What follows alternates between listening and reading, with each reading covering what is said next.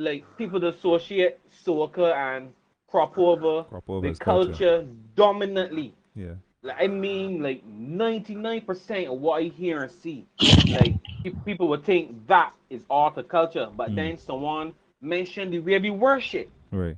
which may not have nothing to do with crop over, Right. and that person is perfectly correct. Mm-hmm. So it shows that we have different views of what culture is, Yeah. but it's for the public to understand that culture is everything because we see partying and the soccer and mainly crop over as culture, and because and I find is mainly because crop over is pushed as a big cultural thing, Yeah. which I love it. I absolutely love it. I love everything but crop over. So it's no not a crop over, and I don't miss any round. You can tell I love everything, Yeah. True. but is for me is a small part of our culture, like how we dress, Mm-hmm. how we talk. Like Bajan dialect, how we cook. Mm-hmm. Sean mentioned like putting our sauce, which is merely a Saturday thing. Yeah. That's also a culture That's which culture can and have tradition. nothing to do with crop over or soccer. Mm-hmm. So it's just to help persons listening to understand when we say a culture, what we really mean. We literally mean everything. And we have some guests in the chat who have been here faithfully for the last 4 weeks. I wanted to thank them as well for coming on and being consistent with us. Shelly Thunder, thank you. I see Maria Ben, Rodney Curtin. I see Paul Paris. Good night to you. And Rodney said, "Culture is a country's identity. Most countries have a culture based on survival and their way of life." And for my posit, I would say that culture is the voice of the people in every aspect in terms of what we do, how we do things. Music is a culture. Sean can tell you, if you play in 4 or 5 different horn sections, every horn section is going to have a different culture in terms of how they approach the same line or the same song, right? So learning to play across different bands in that in itself is a culture. And I want to move from here now. Well, stay on the topic, but digress a little bit and ask Dr. Charles to inject here in terms of the importance of culture and the education of it, because I know you wrote a lot on this and it's something that you're very passionate about. So I know Dr. Charles and Dr. Johnson can speak to that specifically, and I know Andrea also has a hand in these kind of things as well. So the three ladies on the panel, you all are free to to powwow on this one. I'm gonna start with Dr. Charles first, Dr. Johnson, and also Andrea. All right, that's a very deep question. But, something that was striking me just now Mm-hmm. before I move into that Mm-hmm. was, do we own culture or are we owned by it? Ah. Do we own culture or are we owned by it? Do we create culture or Mm-hmm. is culture something out Whoa, there that we Whoa. tap into? Whoa. So you can ruminate whoa, on that. that's deep. Whoa. When you think about the education system and culture, somebody said something just now about a national identity or having an identity as a people. I think that there are many pathways to individuals coming into contact with their culture. When we raise our children at home, when our children live in a community, when they live in the village, when they're part of, a parish, a nation, they are more or less inducted into a particular culture, into a particular way of viewing life, into a particular way of seeing or experiencing. We're bringing it home, so experiencing being a Barbadian. So I would have had my children and I raised my children in a particular way. My home has a culture. My home has a way of doing things that may be slightly different from another home. For But another at the one. same time, the practices of my home are very much reflective of what I would have been exposed to as a child, which was also Barbadian culture. And from my mother, her home when she was raised, exactly, and we go right back. So there is this idea of this collective experience of culture, which is passed from generation to generation. And because life in itself is dynamic, life is not static. Life today in the 21st century is not what it was when my mother was born in 1937. It is certainly not what it was when I was born in 1965. Right. So constantly, life is changing, practices are changing. So culture will change. Mm-hmm. Culture is dynamic. It will Mm-hmm. respond to what people prefer today, to what people preferred yesterday. But then there will still be core elements in terms of how we see ourselves that will not change. But at the same time, those core elements can still be influenced.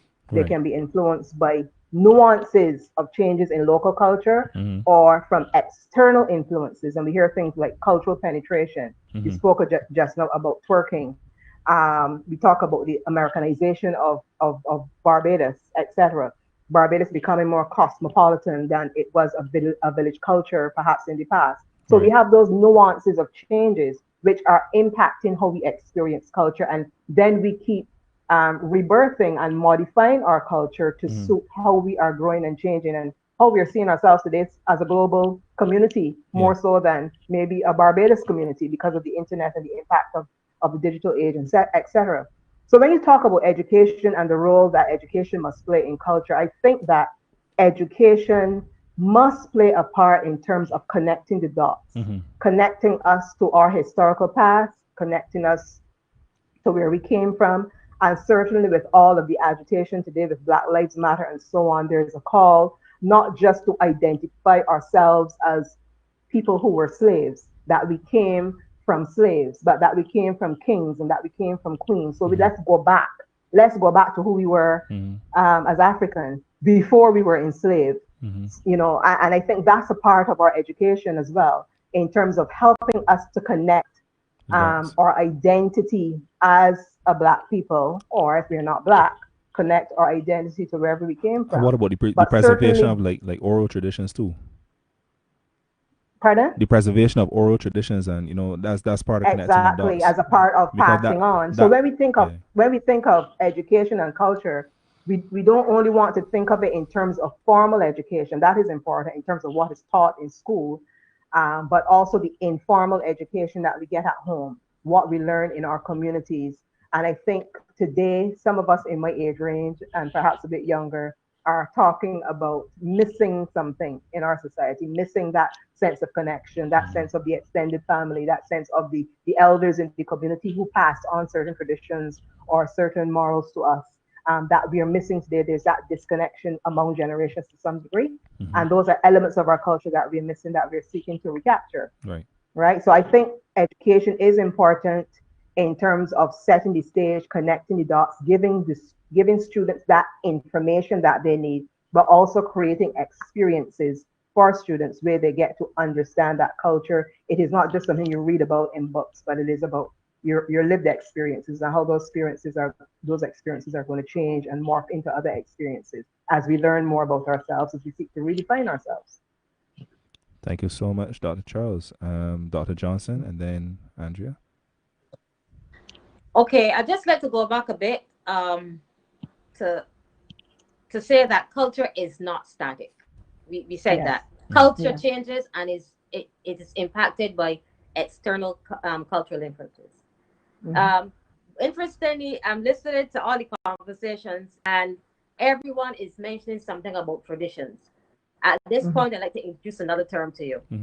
To help us differentiate between culture and cultural heritage. What we're talking about are these traditions.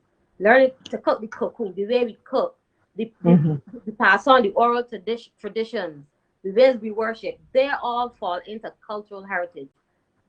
Our language, Beijing, that is what makes us unique. Our cultural heritage makes us unique. Those traditions that have been passed on from generation to generation. So you've got culture on one hand, which is not static, but is influenced by other forces and can change rapidly. And then on the other side, you've got your cultural heritage, where you've got those traditions that we hold on to. Whether it is how we speak, our festivals, our values, those are put into the package of our cultural heritage. So I just wanted to introduce that to you. I think later on, I don't want to speak as yet, Randy, about music and art in school and education. But as Dr. Charles said, I think that even now within this whole period of Black Lives Matter, I think the educational system and within our homes is where we need to start educating and sensitizing our children about their cultural heritage, about who they are. And as Dr. Charles said, our history does not start with slavery. It started long before then. Before that, of course. So long before. So it is important that we do that, and it is only when we have children really learning these things that they can then translate them into who they are, because it speaks to our national identity, our identity as a people. Who are we? If you are a Barbadian, what makes you a Barbadian? And it's your cultural heritage that makes you a Barbadian. Your culture can change, but your cultural heritage. At what point does cultural heritage end? It doesn't end. It doesn't end. Oh, it can be. The reason I asked that question. Yes. Yeah, the reason I asked that question, because the things you made reference to, like the cuckoo and flying fish, or the things that we talk about, the juking board, those practices that came from our past, more or less. Yeah. When my children become 50, and 60, their memories will not be of the juking board. Their memories will be of things that are in this particular era and before. So even heritage is not static either, because it's a continuum. It's a continuum. It is a continuum, because those things that are part of our heritage can be transformed now into cultural goods and services. Who says that? You talk about the juking board. Juliana Tate has turned that juking board into a piece of art. She has transformed that. So you can take what we've had. You take, for instance, Lil Rick with his strong Barbadian accent. In linguistics, we call it idiomatic expressions. And do for do.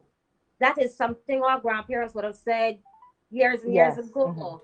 And he has taken that and put that now into a new form, into music present day people can understand. So that makes us unique. Nobody else in the Caribbean will be talking about do for do.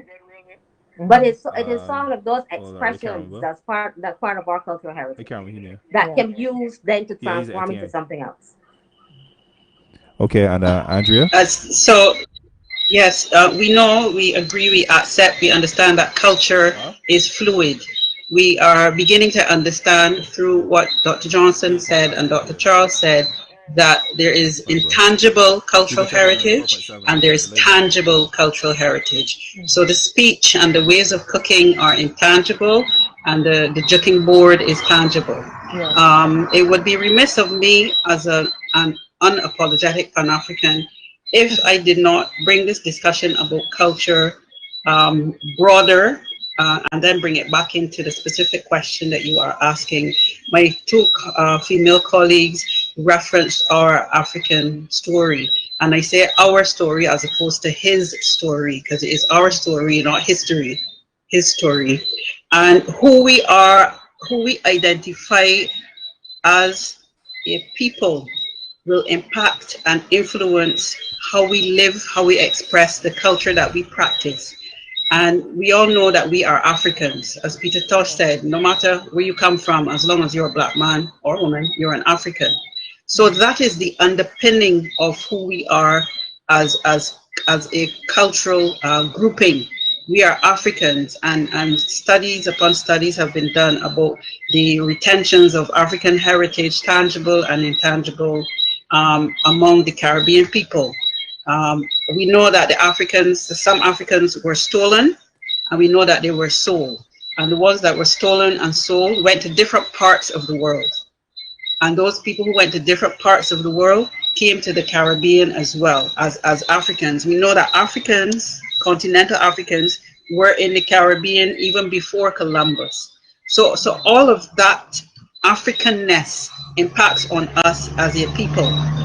Fast forward, post Christopher Columbus and enslavement, and then we have Creole culture, where people from Spain, France, and other European countries, Denmark, Germany, have mixed with the continental Africans to create a new set of people who will then have a dual culture.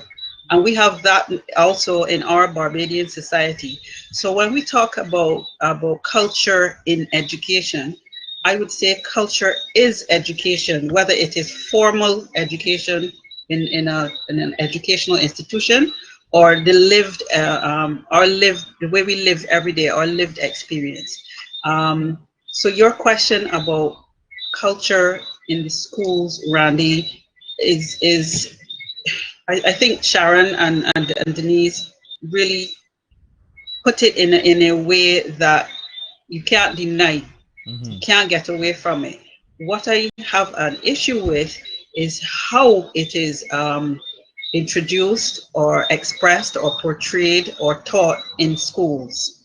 And the reason I went out broadly to say that we have dual cultures that impact on us as Barbadians, because we cannot deny that we are, as much as we are an African space, we're also a European space. Just look at some of the literature that we use for chemistry and mathematics and social studies and science and all the other stuff, key stuff subjects that we do in school. They don't only reflect a Barbadian culture, they reflect a global culture. And so we are teaching our children to be citizens of the world, not just Caribbean citizens. And it is, I want to emphasize this point, it is important that our educational system privileges who we are as Afro-Barbadians, if I can coin that term, because that is essentially who we are. Full stop. I appreciate that comment, Andrea, and I wanted to push that even further. You mentioned the whole Barbadian and African connection, etc. I want you to look at that and help people to understand our true connection. Because I've heard people say things like, "What we gotta do with Africa," and the whole fact that the whole connection to Africa isn't really taught in schools at this point in time. And as Denise said, you have to pass the traditions down. You have to pass and connect the dots and help people to understand. So if you could just expand on that just a little bit more so people can understand our direct correlation to what we call the motherland. I want to feel appalled at what you said, and that it is still a truth today. And I know you're right, but when even with the abbreviated his story that we are taught that enslaved people came to Barbados in 1492, and they came to the Caribbean and this and that. Where did they come from? And how did we get here? So somebody who was stolen from Africa and came to Barbados or Tennessee or Connecticut or Jamaica or Trinidad came from a place, and that person would have been somebody's great times 10 grandparent. That does not deny that we, present day, born in the places that we are born, are not also of that family tradition and that geographic space that they call home and their culture.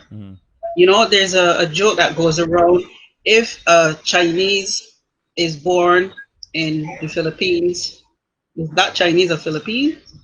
Or is that Chinese still a Chinese? Very true. You see, it's a lack of understanding. It's a lack of understanding about being African, and that was in existence for such a long time from the days when I was at school, when children did not even want to be identified as being black. And if you were black and you were a certain shade, it was said you're blur. Right. And this idea that if you're dark, there's something wrong with you. It is not something to be proud about. It is not something to be loved. Yeah. And it's ironic, actually, was having that conversation. My husband and I were having that conversation today when we were talking about attitudes and colorism among black people. Obviously, that has come from somewhere. And it is connected again to the slavery, colonialism, and the favor that was given to mixed race children and the lighter the skin of the dark person and so on. So we are still carrying very much those legacies with us. And even though, we've been trying, and I think we have made some inroads. Some people talk about us. Why do we have a Black History Month in a country like Barbados? But during that time, at least, we know that there tends to be a big emphasis. We're losing you a little bit there, Denise. Just gonna hold a minute and see if she comes back in. All right. So what I'm gonna do, Denise, if you can hear me, Yeah, no problem. you can drop out and come in if you want. Come back in if you want. Hachi, I wanted to get you in on this one as well, because we have the Anglophone Caribbean, the Francophone Caribbean, and how they sing their music, how they interpret the various genres of soca, reggae, etc., Caribbean music. You as a DJ, when you place a track, are you able to recognize the difference in interpretation? I believe you do, but you as a DJ, how can you weigh in on this discussion in terms of the cultures across the Caribbean and as it relates to music? Okay, so we basically went around the scope just now where I heard um, some comments were made based on education and where the cultures were going. So we also made a point about changes in culture. Now, there was also a comment made about cultural heritage. Now, as a statement was made before, we have now lost the connection where the older generations taught us or taught the younger generation what were the cultural practices or what were the cultural norms or the traditional practices. I've seen now with technology as well and how things have changed, me being a 32-year-old guy, seeing before technology, no, whereas now about cell phones and everything else, we're not to be bad, but the older folk may have had more time without technology and cell phones. So the time basically was on the verge of pre-cell phones, pre-internet, into the internet phases. And I've seen how education and has changed, how the cultures have changed.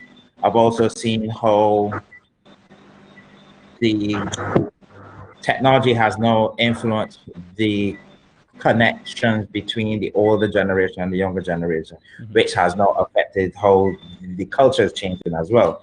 Yeah. We used to spend a lot more time on the phone, or we used to spend a lot more time with the family, learning stuff in online, actually learning stuff in the house, how to do certain things, how to sew, how to knit, how to cook, that sort of stuff. The younger generation is now learning recipes online on YouTube, correct, etc. Now, I couldn't be able to learn how to stir Bajan dishes or do bacon sweet bread online because of how I'm being influenced now by the new culture or what the new culture is because of technology and because of my new education. Yeah. That also spins into what we are now being educated again. So we move so far away from the traditional heritage, which is more about the African influence and embracing who you are as a Bajan, embracing who you are as a Black person. We went to the American and the European type life where we were more influenced on the fast-paced life of new fashions, new fads, etc. Now with the Black Lives Movement, now everybody's now gone from, oh, you use a black this or you use a black here, or as you said, a blur, to now embracing again. We've now gone full circle again to embracing it. Black strength. Right. Yeah. Oh yeah, yes, I'm African. Oh yes, I'm this. Right. Same thing has happened with music. Right. So look at the resurgence of the Afro beat. It's all about the technology again. We went you're right. Walking up, as like we said, more time go East Coast and walk up so bad in the sun. And we were all about Red Hyper Dog and Crossfire Edwin, and we used to go in places and walk up from 10 to 10. All these different things. The culture changed, and it's now the beats have now become slow. We went to fashion soca or the formation of a new genre within soca itself. So it changed and it went to in our lifetime, a new genre in our lifetime, with technology and education to realign ourselves. To realign ourselves with pop beats or slow beats or Guys, I can need you to mute your microphones if you're not talking as well, please. We're getting a lot of feedback. If you can, just mute your microphones so we won't get the feedback. Now you Hachi, you talking. Okay, so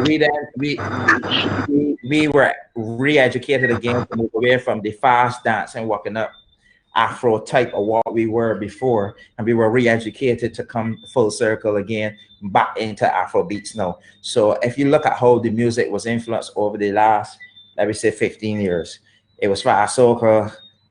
The BPMs were like 160. It was hyperdub. It was crossfire. It was blood. Everybody was fast, and then we were influenced by the Rihannas, the Jay-Z, the Nas, the research of the slow music. We got bashment soca from that. Now we are going back to Afro beats, and that, in a sense, soca is now speeding back up again to faster music. So when you look at the music, the last 2 years again, it has been a resurgence of fast soca. And all of this is to say is, if you look at how technology and education is influencing our culture, is even influencing our music, and how the structures of everything is changing. It's education and technology, which are now the main drivers of culture changes or culture practices. And my thing is, so all of this has changed because we are now moving away from what would have been traditional practices, right, where we would sit around the table and share stories with our family. We are now learning online, and we are now doing Zoom meetings. We are now, so the family connection is not there. We're not actually being influenced the same way, and all of this is affecting how we practice stuff and how we do everything.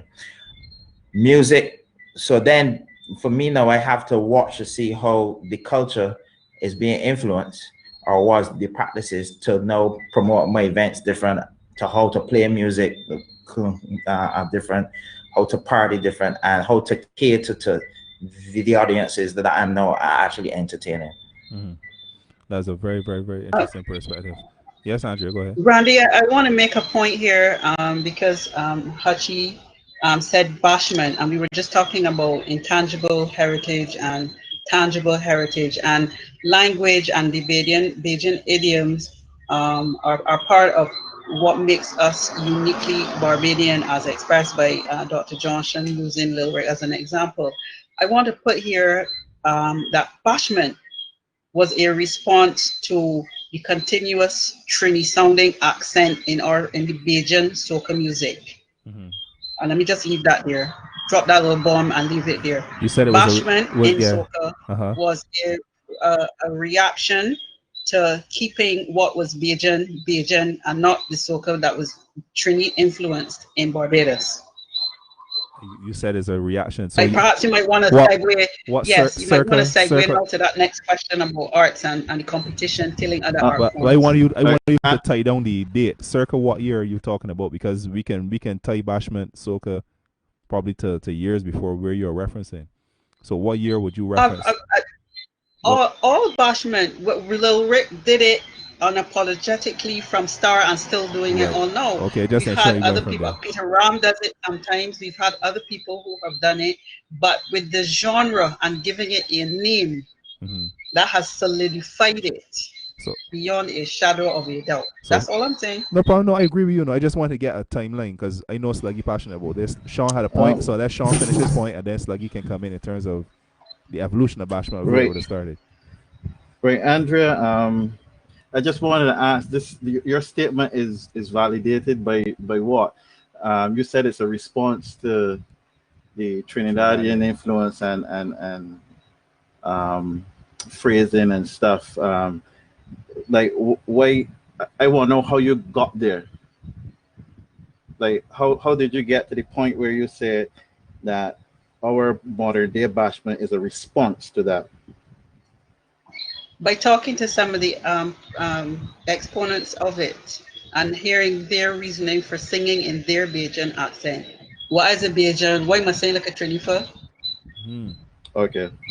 So you would have had conversations with the practitioners of that particular art form, and that's basically what they were saying. Some of them. That is my thesis. Mm-hmm.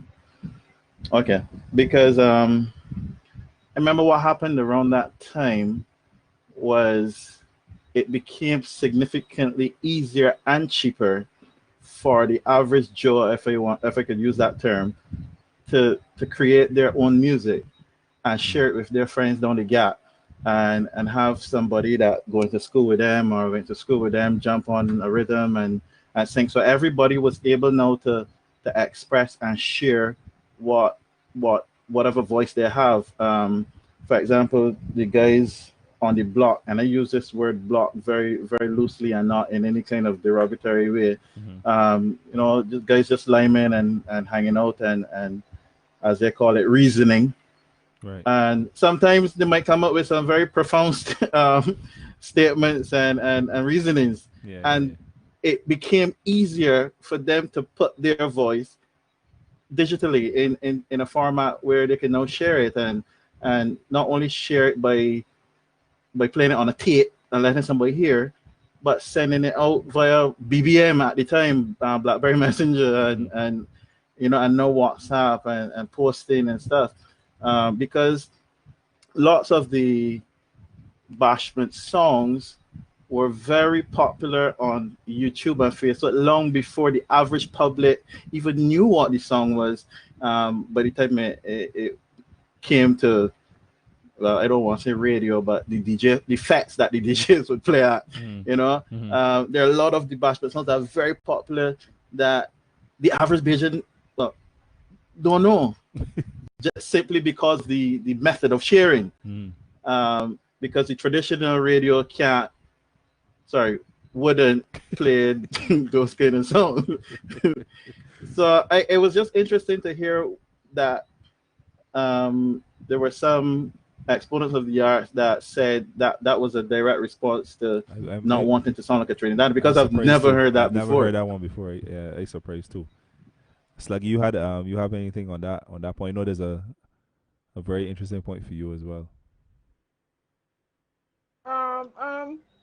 Bashment, Bashment Soca, which in 1997, Lil Rick and Peter Copping. At the time that was Rick's style period. As we all know, Rick come from singing dub. Me no know how the youths get so. So when Rick come into Bashment Soca, you know what I mean? The bumper inspector to call me, just saying the same thing that he was doing the dub, and Peter Copping just tailor made it to suit soca. And then it also to gain the popularity that the dub music was getting at the time. So if you check the Bashment Bumper Inspector, very close to dub. But then Lyric created two types of Bashment soca. Do you remember? Because Lyric created fast Bashment soca and the slower Bashment soca. Because remember, Hard Wine was much faster. Yeah. Walk Up Gone, Big Time, New Jersey, saying that Bashment soca. And then the Bumper Inspector to call me, both is Bashment. Yeah. Then you can remember Bashment Mains. Bashment Mains name there.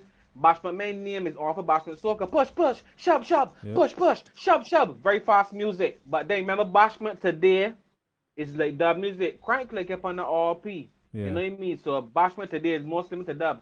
So Bashment, so there are more than one type of Bashment. But to be honest, it was just a lot of it was catching the popularity dub had. And Andrea's explanation ain't wrong. And that we never hear is that we never study like that. Because at the time there wasn't no music that we done with spooch. Like we could say we would love to bring it back. Randy love it, Sean would like to play. I will reserve my thoughts on spooch how it is.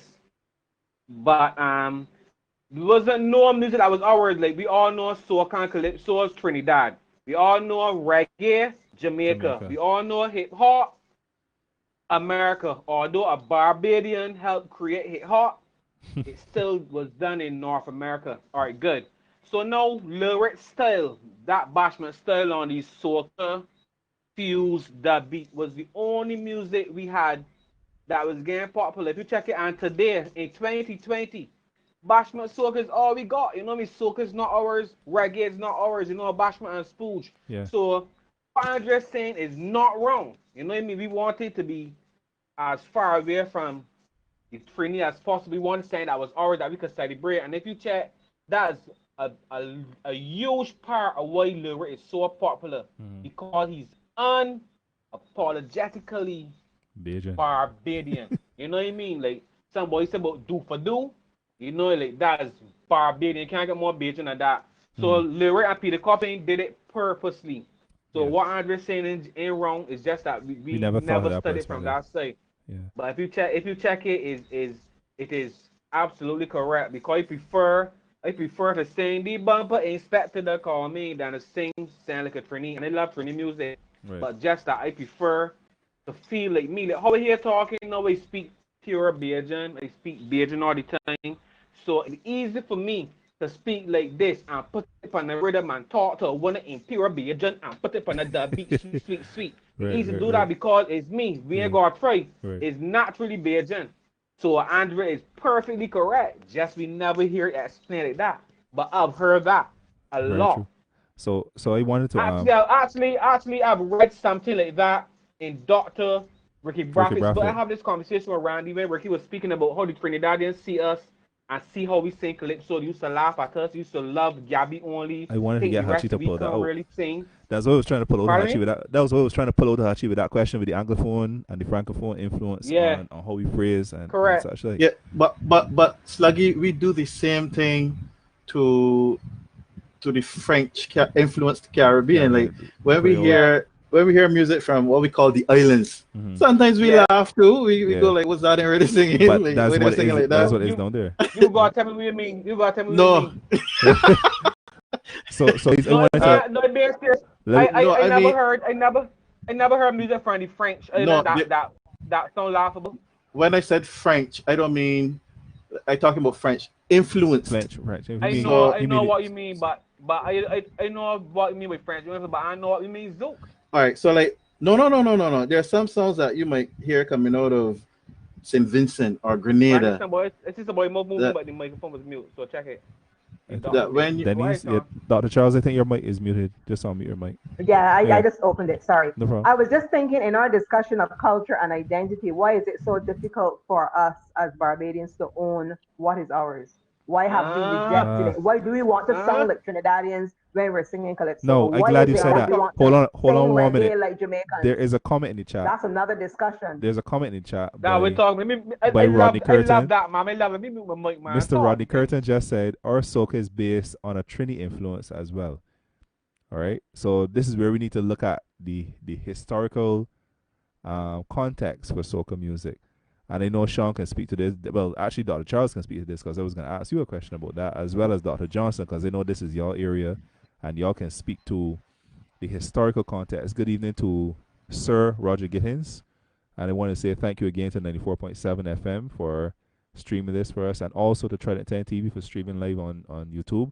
On the panel this evening, we have co-hosts Sluggy Dan and Sean of BNHO Crochet. We have Dr. Sharon Johnson.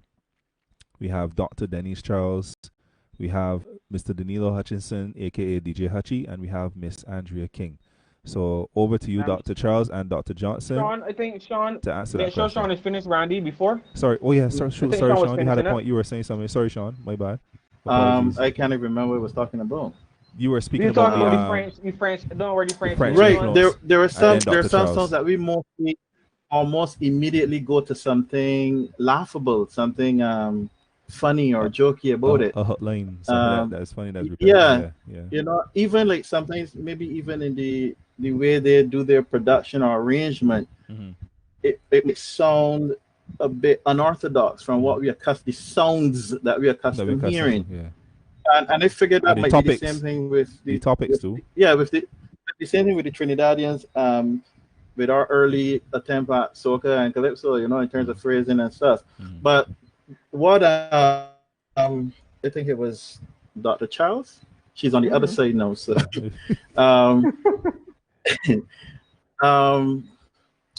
you were talking about why we But want to I'm sound not necessarily saying it is bad. I am just I just right. wanted to discuss I it. I'm think I not saying can, it's a bad thing and I'm because gonna answer. I have Well, my own perspective. I'm gonna attempt to answer that. I know there are lots of different views on that question, but I think it was two Cultural weeks. imperialism. Cultural Well, imperialism. I well, thought. that's that.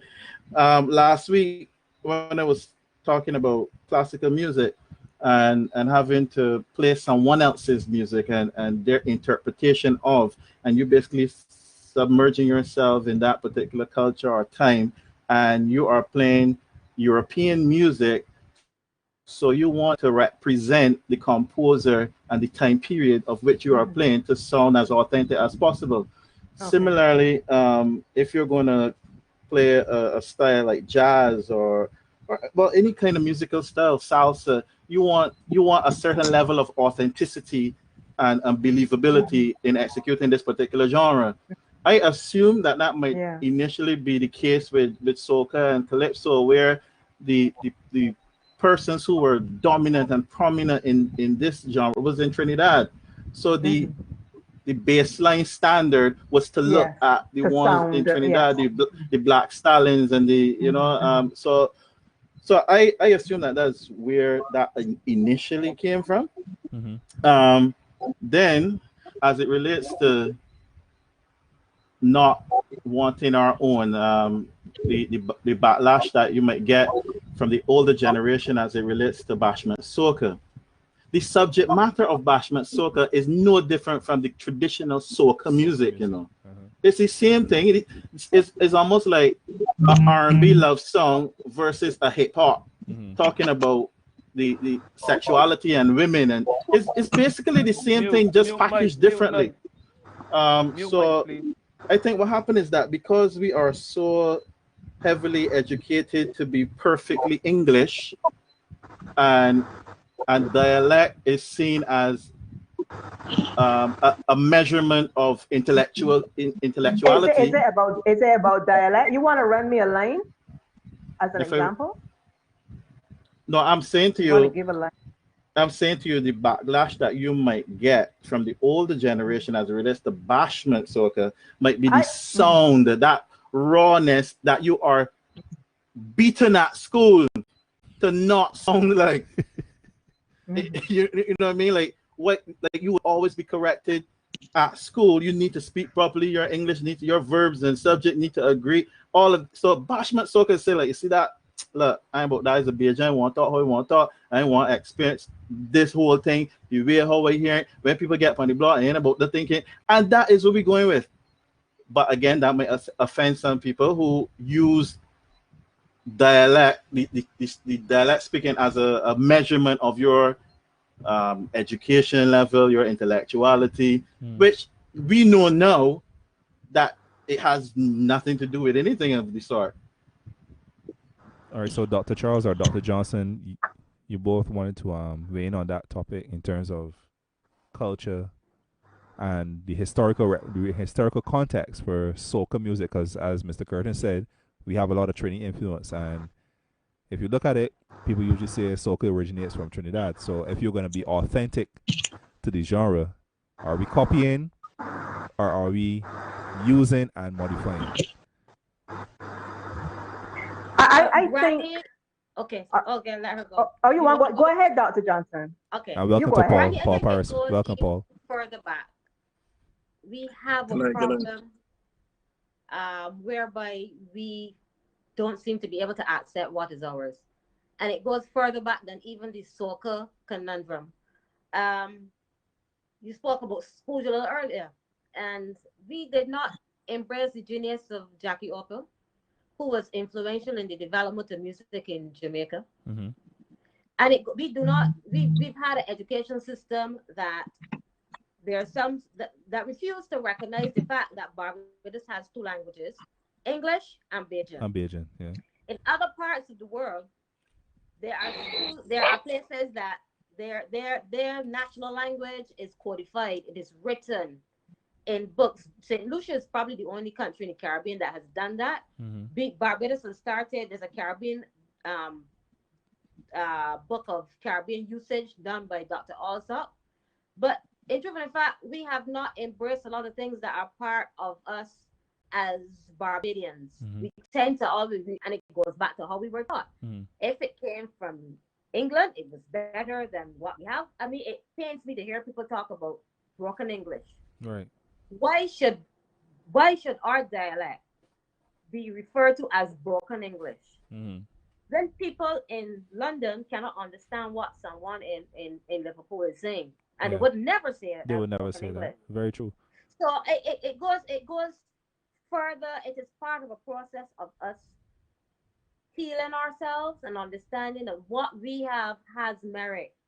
And until we start to believe that, we would always have this conundrum that we must always look to someone else and another country for validation that theirs are better than ours. But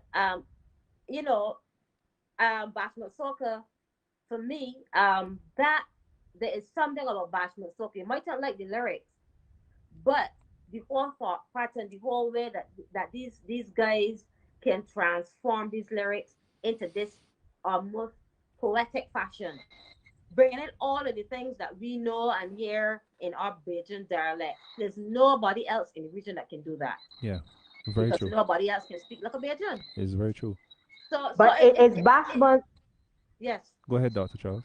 Is Bashment the beat? I mean, Randy and I've had this discussion at work. Is Yes. Bashment the beat or is Bashment the lyric? Bashment Because itself. the negativity that I have heard, Mhm. being expressed about it has to do with the lyrics and not the beat. People don't have an issue with the beat. The beat is very Bajan. I mean, it sounds like something we would play when we were in the stands at the National Stadium watching sports. Right. So, this beat is nothing that is as an enemy to us, but some of us have an issue with the lyrics. Right. So when you look to define a genre is usually defined by the rhythmic context. By the rhythm, yes. Right. Yes. Correct, Master Sean. Right. So Correct, I Master think Sean. when people respond to Bashment negatively, So I don't even think people are responding to the use of the Bajan But- language. I mean, Yeah, there are many too. people, I mean, you Also- might get that. You might get that. You might get pockets of that. But I think many people do embrace our nation language, even though they may speak. But the Bashment You know. also has a culture, because I remember don't know, I think it was Nelius. I think he posted something on Facebook already saying, if you're singing Bashment, you're not with the culture in terms of what Bashment represents.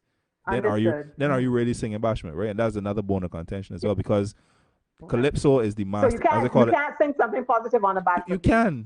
It That's won't the fit? thing. You can. It would Oh, fit, just asking. but then within the Bashment culture, it wouldn't fit within the culture of It wouldn't Bashment. fit in the culture. So Yeah. Calypso is, I would call, the master genre. Then you have the subgenres of Calypso, breaking out into Raga Soca, Soca, Party Soca, Power Soca, and now the Bashment Soca, which is a fusion of dub and Barbadian dialect on top of the rhythm, right? So, I as I said, Bashment in itself has a culture as well. I see Slug, you wanted to weigh in here on this one. So Randy, Quick. Yeah, go ahead. Go very ahead, quick. Chi. Go ahead, Hachi. Very fast. Well, no problem. wait, But wait, take your time. Go ahead.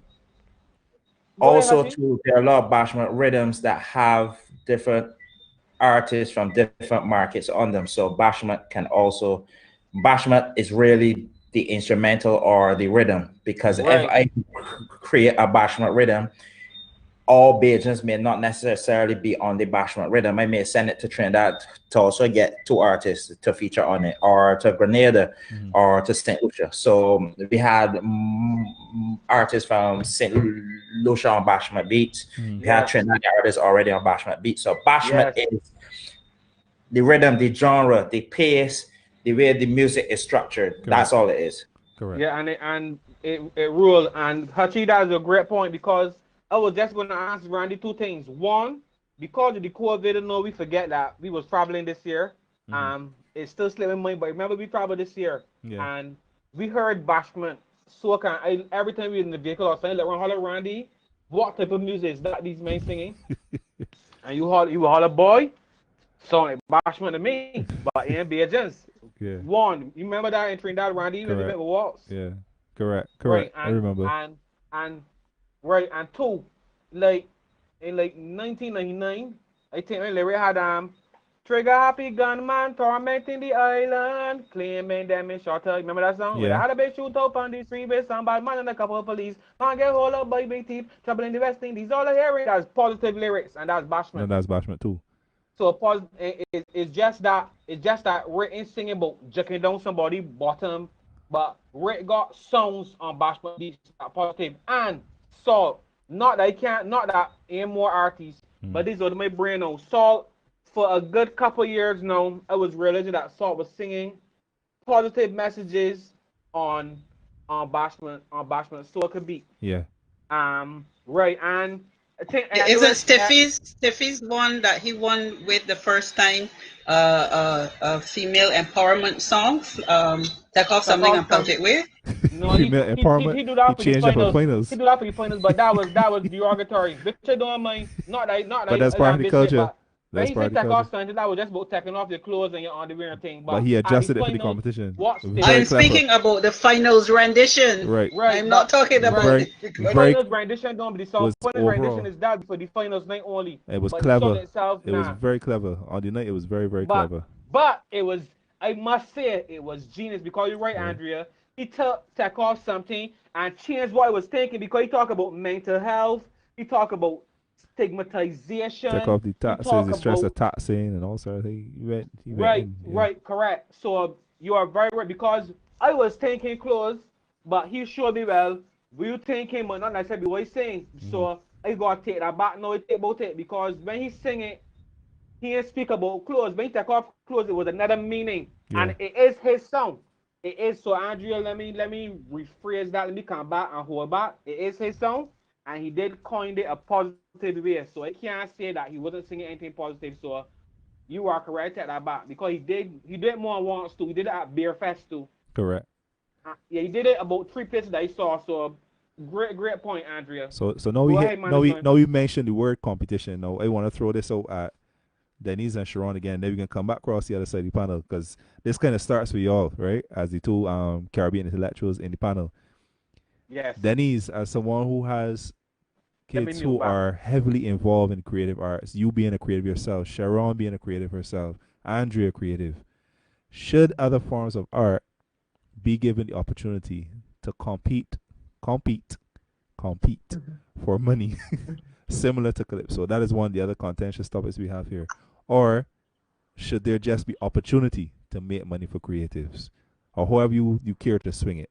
All right, this is not an opinion. This is just a question that we throw out there to figure out the opinions of how we go forward. I think it is a both and. I think that creating opportunities where other artists in other areas, whether they be writers, spoken word artists, visual artists, theater artists, where other artists can earn capital, whether through a competition or whether through policy-based opportunities, that both should occur within the nation.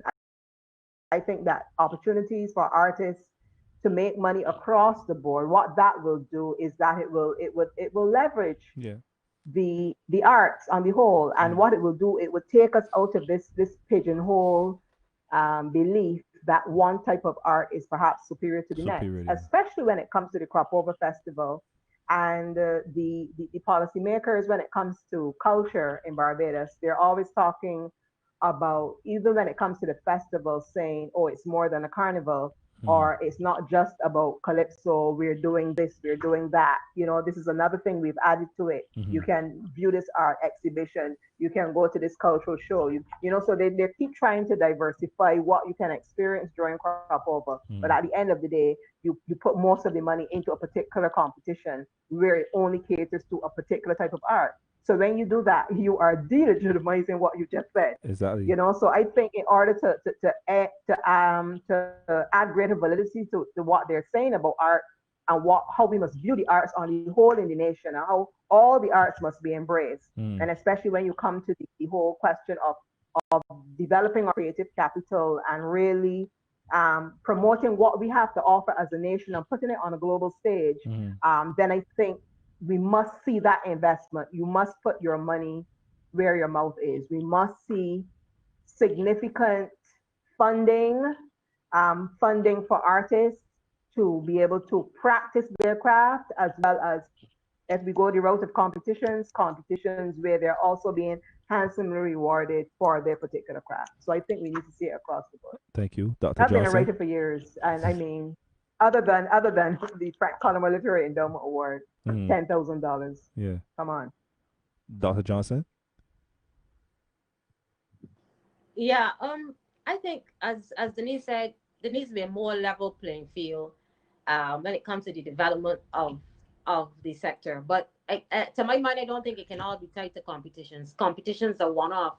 We've seen what the competition at Crop Over has done to the music industry. Thank you. So much so that, you know, for this 6 weeks, people just focus in on that 6 weeks and forget about anything else. I mean, at the time when I was in entertainment in the 80s, you know, I did a lot of studio work. It was a constant flow of new music coming online.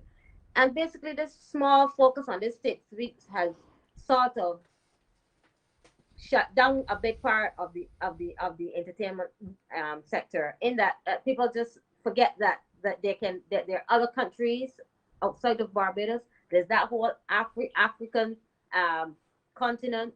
There's so much things you can do throughout the year. So competition, I've had concerns raised by some members of various sectors of the artistic community about the disparity in prices, and there is a disparity in prices, and it seems to them. So you always have people saying, well, you know, visual arts, we have to spend our money, we have to buy our canvas, it's expensive, and at the end of the day, we have to pay to display our work. We don't get these sort of prices that the musicians do, and I think a lot of that can be, and sometimes even for Crop Over, we tend to see the arts in silos. The musicians are here, the visual artists are there, the dancers are there, and there's no sort of way to bring people together in an event or something that they can share in the money, share the experience, share in skills and development. So competition does have its place, but not all art forms can be subjected to competition. There are other things just music. Just the music, which isn't good. Just music, because I think we have to look around and see, you know, really what's happened to the competition. And then you've got one sector saying, well, we carry Crop Over, you know, if we don't do this, Crop Over will not work. But it has to be a more level playing field. And as Anita said, the sector needs a lot more to develop, including training, access to markets, access to technical assistance, building out products to international standard, whether it's music or socks or food. Yeah. You know, so it is not only competition alone. Well, let me add. Let me just remind you, panelists, as long as you're not talking, just keep your mic muted, because we're getting some feedback going in 94.7. Thank you to Admiral for the feedback in real time, and also to Mr. Paul Clark of Trident 10 TV. I want to add a little twist to that, in that the calypso genre has seemingly benefited from these competition funds, but when you look at art from a holistic perspective, visual artists, graphic artists, people like Sean Crochet, if you go to someone with those type of products, or persons going to those type of products, value the products, and they're not going to go and say, all right, let me take this up and check you back tomorrow. But when it comes to music, that is the kind of mentality that you have. Come and perform, man. I can pay you 2 months and 5 years down the road, right? So I can throw Andrea in on this one. Welcome to Paul Paris, sorry, for joining us again. I see you've been in and out, and we can get you in on this discussion shortly too. So Andrea, in and out. Sorry about that. No problem, buddy. That's fine. And Andrea.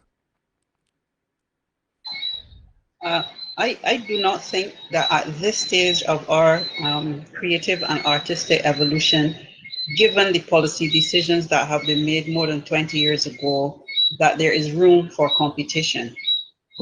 We always talk about economies of scale. Barbados is too small to have competition for one particular genre. Exactly. Let me put a full stop and open parentheses here and said, suppose that $100,000 competition was for Spooge. From the time the Calypso competition started, suppose it was Spooge and not Calypso. What would be happening with our indigenous music form as we speak. We might be having a different discussion. Yeah. However, close parenthesis, open a new paragraph. We are past competition. If we are going to be positioning the creative sector as an economic platform, we cannot privilege one particular genre of music over any other genres of music, or one particular art form over other art forms. Suppose we had taken, we take that money, because it is the public's money, and we invest similarly in crafts, you know, handicraft. What do you think would happen? Suppose we did it in visual art, in one particular aspect of visual art, installations or sculptures. Yeah. What do you think would happen? We are too small a country to want to be positioning our creative products to a global stage to focus so much time, energy, and resources on competition of any sort. I am also thinking of the National Independence Festival of Creative Arts, where there is some cash money, but there's the accolade of gold, silver, or bronze. Correct. You know, somebody who does not medal at all feels marginalized, stops practicing.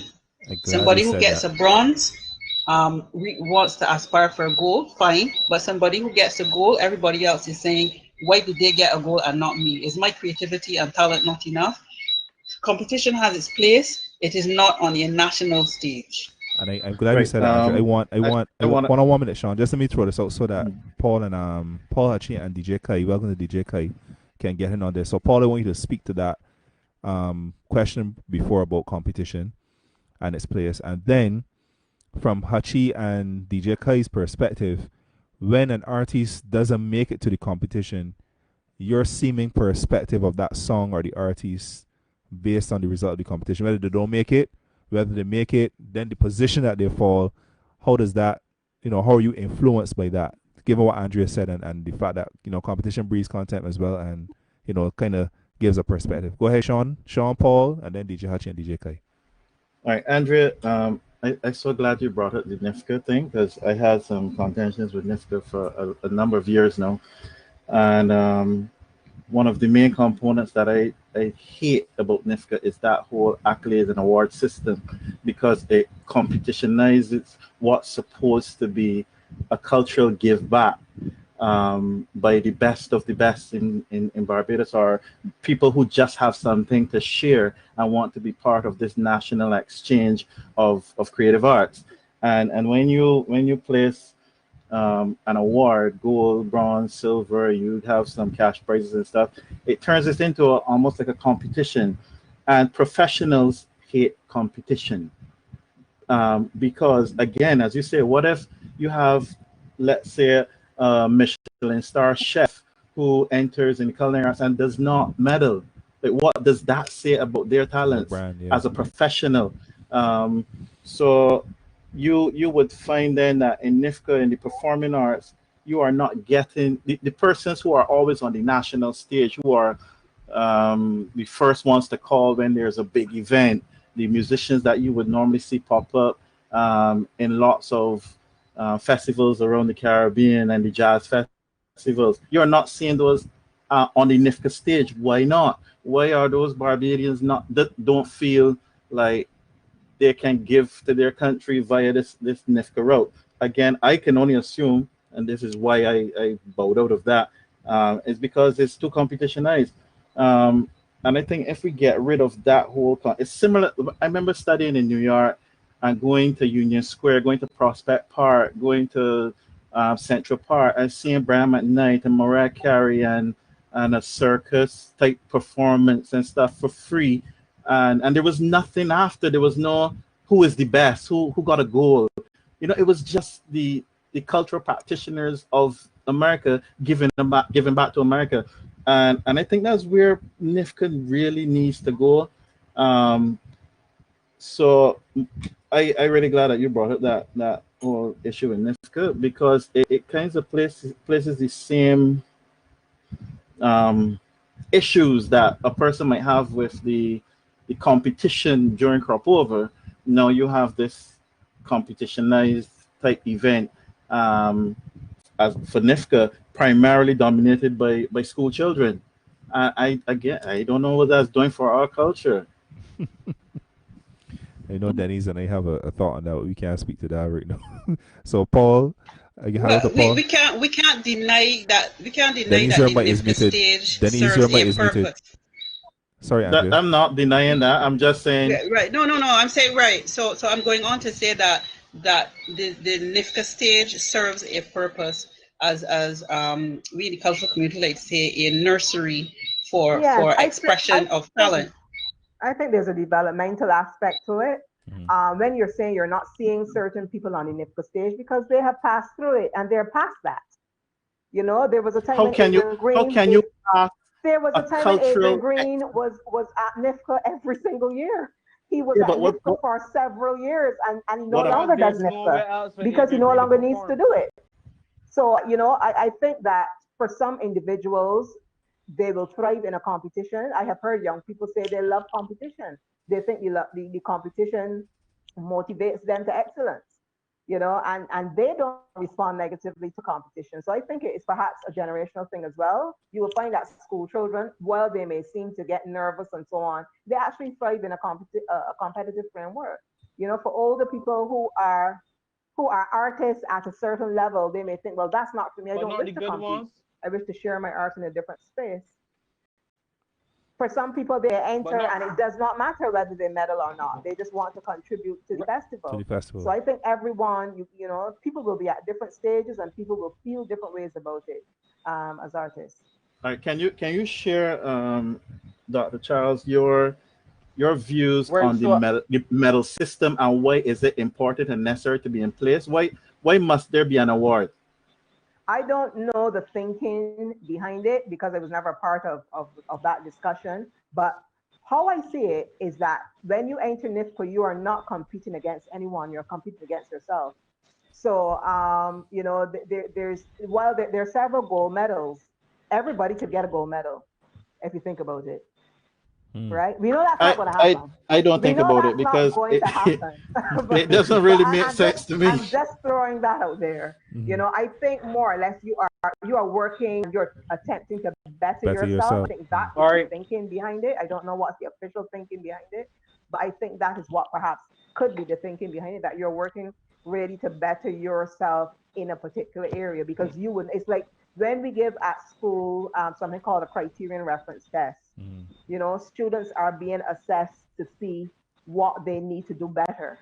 So when you are assessed at NIFCA, you are being assessed to see not how bad you are or how much you're not like the next person, but how you need to improve, what you need to do to make yourself better. So it's about you. It's not about the other person. But is that mandate?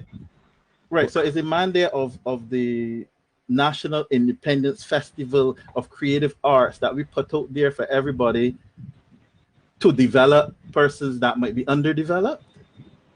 Well, I don't know what the mandate is. But that's my point exactly. And you are like, look at where you are in culture, and you don't know.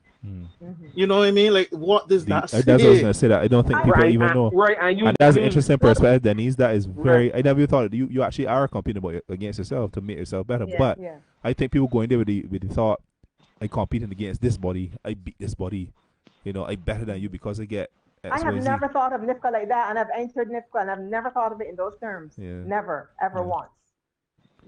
All right, so DJ Hachi and DJ Kai. Randy? Yes, sir. Sorry. Randy? Go ahead. I heard mention about children and so on, right? But NIFCA is supposed to be for children only? I was just about to say that. It is not. I hear when speaking about development, right? So what's the purpose of the school music festival? No, you see where you know this was going to go. Help develop children. What's the purpose of having the school music festival? Not only for children. NIFCA was meant for NIFCA, the National Independence Festival of Creative Arts. NIFCA is not a school show. The school music festival and the school music teachers are supposed to be helping to develop the youth, not NIFCA. NIFCA is our National Independence Festival, is not a developmental school thing. Who says it's not developmental? Who says it's not? Why can't it be? But right, it can be, but it isn't. I carry children to Nifka so much time, and I've never once seen anything training or developmental ways about Nifka. That's me. I remember Randy carry children for Nifka, write their one song, sang their one song, and the little girl was called to perform at Reggae on the Hill and was called to headline at Reggae on the Hill with the song. And in Nifka, she got bronze. Or we have Sir Roger And no Gittins. one from this can get to headline Exactly. our biggest show. Cause Reggae Pon the Hill is the biggest show in Barbados, period. And she And no judged one with an from this original. can She get judged with called an there original ever. song. She judged with an original song. I want to put here. Sir Roger Gittins just entered in the chat. He said, "Actually, good night to Ronnie Davis, who's here. I see John Seeley. I see Roger Gittins, Rodney Curta, as I mentioned before, who's also here, has been contributing weekly. Roger Gittins just said the adjudication of at NIFCA is supposed to be based on standards. There are different levels of achievement. The standards are not well articulated. So I guess that goes back to what we were saying. A lot of people are not aware of what the standard is supposed to be, and there's a lot of questions being raised in terms of the Remember this, adjudication Roger of the Gittins too. variant. And Remember this is Roger that's Gittins. Sir Roger Gittins, who posited there. So if y'all want to continue on that, we can, or we can go to Hachi and Kai in terms of their perception of music in a competition and how they view it after that. Where we want to go. You want to move on, or you want to continue to work on this NIFCA topic? I just want to make it clear I'm not here to defend NIFCA in its present format. I Right. think there's a lot that can be done to change and improve what NIFCA is. Actually, I think the downfall of NIFCA is that it is somewhat formulaic, even in terms of the visual arts. If you enter certain types of art pieces, you are perhaps guaranteed to get a particular medal. Mm-hmm. You know, Same if thing you with music. perform a particular type of thing, if you Do enter folk a particular songs. type of poem, and that formulaic nature is actually what perhaps is keeping away some of even the younger creatives, Mm-hmm. you know, who are not interested in And I just fitting into a particular box. Yeah. and I just That want is to the say issue I have on with it.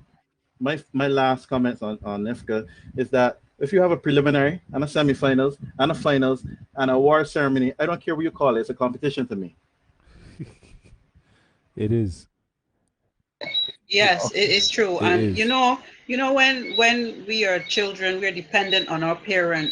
But when we become adults, when we think we become adults, we fly the nest, you know, or sometimes the parents kick us out because they need to cut apron strings. I think things like the festivals need now to be in the hands of private sector, and government should focus the resources on in other That's a key point. areas. You know, the festival is mature. Both festivals are mature. Mm-hmm. I think that the government can concentrate its resources on exporting the product. either more developmental stuff or other aspects of cultural development, and leave the competitions, if they must happen, to the private sector. I don't think that the competition is should be in the hands of a government. I think they should focus on exporting the product. I see Paul back here, so we can go to Paul, DJ Hachi, and DJ Kai. Good evening, everyone. How's everyone doing? And Paul is an artist manager who has been in the industry for a while. He has tremendous experience. He's the art manager of Just D, and he's managed a lot of artists before that, and probably a couple other on his portfolio. He just recently launched the Paul P Project. So Paul is very, very experienced in the entertainment industry as well. Go ahead, Paul. All right, good night. Everybody can hear me? Yeah, man. All right. Well, I just want to say blessings to everyone first and foremost. Love to have these kind of discussions and dialogue out in the public. I think it is something that is very, very needed and necessary. I just wanted to touch quickly on the competition aspect. I have definitely voiced my opinion in regards to, I think there isn't a place for competition, especially if we're focusing on developing artists and exporting the music and exporting the culture. I believe that the competition puts a bit of a disdain or contempt amongst the artists. As we know, it's hard to promote unity and say, we need to be out in the world represented for Barbados as one, when every year we literally are pitted against each other to compete for funds. I think we are better served taking the resources and the financial resources and the regular resources that are put into competition and actually focus into putting some development into the artists and taking the songs and pushing them to a higher level. I just, I think that is the approach that we should be looking at things, as opposed to starting a competition. As I've said before, I find that competition is more or less, especially in music, amateur proposition as opposed to a professional one. If you are the best at what you do, you shouldn't have to go on a stage and sing against somebody else to prove that you're the best. Yeah. All right, Hachi, your perception of the music after it reaches the competition, then when it leaves. Before we even get to that point, my question is, why are we graded in classes at school based on your percentage and your positions, but no, when it comes to your craft, you can't be graded amongst your peers? That's my first question. For me, the competition motivates me. So if I'm working amongst my peers, DJing, playing football, running, whatever, track and field, Olympics, whatever, it's a competition. It's for me to be the best. It's for me to push myself. It's for me to gauge to see what the market has and who I'm competing against, to then work harder, to then improve myself, to be better. So with everything, there's good and bad. So I wouldn't scrap competitions from anything, whether it be NIFCA, Soca Monarch, DJing, or anything, because it then helps people gauge to see what's the industry standard, and then to push you yourself further. Yes, I do understand, as Paul said, you don't necessarily have to be judged by people to then say, oh, I'm actually the best at this, or I'm the best at that. But these are the same people that you are trying to impress, or these are the people that you're catering for. So who better to judge you than the masses? So let's say if we have the competitions, but we find a way to tailor how people are judged, the criteria in how people are judged is completely different than removing the competition itself. For me, like anything else, it's like Volkswagen versus Suzuki. How do you become the best? Same thing. You look at the features, you look at what each brand is offering, and then you then try to choose. And then I'm pretty sure there's a car show which chooses who's the best brands for that year, or whatever the situation is. The same thing with music and craft. If you want to be the best, you have to beat the best. Then how would you beat the best if you don't know who the best is? Understood. That's how I see it. So then, are you influenced by the competition in terms of how you play the music after that? And DJ yes, I am. Every event that I go to and I see the DJ before me and the DJ after, yeah, I won't play better than them because I won't be the best there. Well, I meant in terms of the music. I mean, if you hear a particular artist won the competition, are you tended to focus more on his music after the competition, or throughout the season you may have known, I know this is the best song, but this is the man that win the competition? Are you gonna play like that? Does that influence you? You look at your competition, so you see who's better than you, and you see who may not necessarily be better than you, and you always try to learn from everybody else. So you may take tips from the person who's not actually better than you, and still the person who's better than you, to ensure that you're gauging to see what is happening in the market and how you can then improve your skill and product. How would you be better than the next person if you can't gauge or see gauge on what is being judged? I meant, do you play songs according to who wins the competition or who places well in the competition? That's what I'm talking about. You as a DJ now, and so you know that X artists, or you just play the music for what it is. Music is more feeling, and music is more how. It's a gauge on how the party is basically reacting. So reading the crowd. Yeah, exactly. I want to say play music based on a competition or how songs are judged, because you may have a song that won the competition, but it may not necessarily be the best song for the season. Right. So it may not get the most play. Right. So the best performance on the night, the best presentation, the best crowd response on the night, the best pick-on but does not necessarily mean it's the best It's song. the best song. How many times have we seen Somebody said hyper songs. Exactly. has not made a competition, and to me, he's number one in Barbados easily in his segment. We got Rick, we got hyper. No, Like, it's certainly, Hati got a point. There's a certainly an argument, and I can make an argument that Hyper Sounds, if he ain't number one, is in the top three. And in terms of But hits, in he terms is. of being relatable, in terms of reaching the community, and Consistency. Consistency, and he ain't got finals. Package. He has a package, professional package on that. And when tour. he beat Barbados, And he toured. And he when toured he beat Barbados, Hyper Sound is the most marketable and the most touring artist in Barbados. And he got videos to prove it. He's even more than Rick. Even more than Rick. Hyper Sounds and Marsville. Hyper Sounds and Marsville. You got to and Marsville. And then so I want to get Marsville. I want to get DJ Kite away here, and then I'm gonna jump at Sharon, Dr. Johnson, on another topic that kind of ties into this as well. So DJ Kai is a young producer, and DJ has always been very supportive and wants to always asking questions, want to know what's going on. So I young people always around me somehow. So Kai, thanks for joining us, and I'm really happy to have you in on the discussion as well. Just on me here, Mike. For having me. I just wonder if you can hear me. Yeah, we can. If you can hear me. So when it comes to competitions, I don't think the artist should focus entirely on it, and that is what I have seen from some artists. I think we should. I'm not saying to make the competition necessarily not to be important at all, but to at least put it the back burner for now. You know, find other ways to market yourself as an artist. Generally, that is how I see competitions. Right.